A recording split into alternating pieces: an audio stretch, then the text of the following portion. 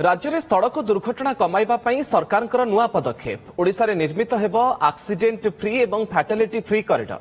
Supreme court सड़क सुरक्षा संपर्कित परामर्श को आधार करी दुर्घटना प्रवण स्थान बा ब्लैक स्पॉट अंचल चिन्हट करी सेगुड़िकर स्थायी समाधान उपरे काम कराजिबो। एथिपई खूब शीघ्र जातीय एवं अंतर्जातीय विशेषज्ञ मानकु नै एक वर्कशॉप आयोजन कराजिबो।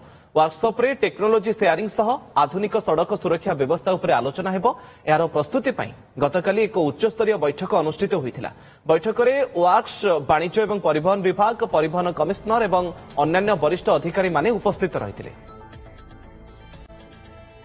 साधारण भाव में यातायात करथिबा लोकंकर दुर्घटना केमिति कम हबो, जो जगार गुड़िक दुर्घटना प्रवण अच्छी ताकू केमिति रक्षा करी हबो एवं विशेष करी कि राज्य रे विभिन्न स्थान रे जोठी वल्नरेबल और ब्लैक स्पॉट्स अच्छी तार केमिति एड्रेस करी हबो एवं ता सहित